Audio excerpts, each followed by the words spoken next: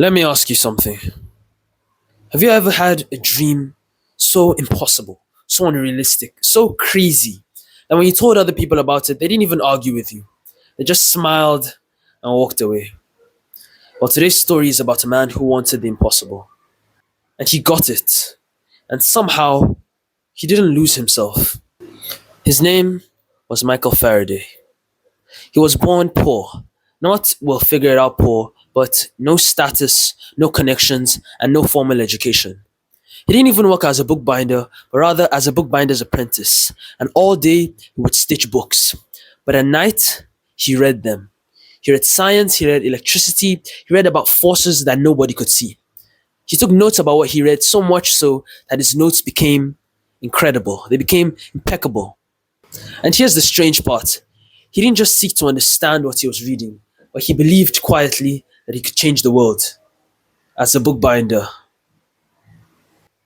One day, Faraday saved up some money. Not just a bit of money, but real sacrifice money. And he bought a ticket to see the greatest scientist of his time speak. When he got there, he sat at the back, took notes like his life depended on it. And he did something quite interesting. He sent those notes to the scientist with a note attached to it that basically said, "Hello, sir. I'm poor, uneducated, unknown, but I think I can help you." Today, nowadays, that note, that email would have gotten ignored. But something rare happened. The scientist hired him. That's where everything started to change. Faraday went on to discover electromagnetic induction. That means that without Faraday, there'd be no electric motors, no generators, and no modern electricity. He basically powered the future. And then recognitions came, titles came, fame came. And this is where most people, this is where they break. This is where the ambition turns toxic.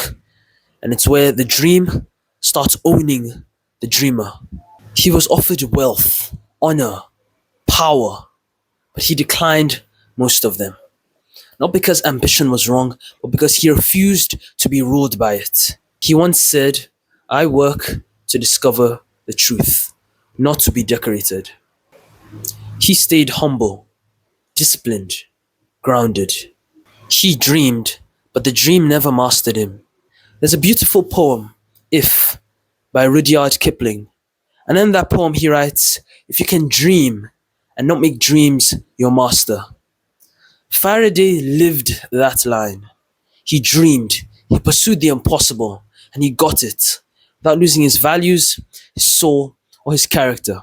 Look, the lesson is ambition isn't the danger, losing yourself is. And so dream big, chase the impossible, and work obsessively. But remember this, you are the master of the dream.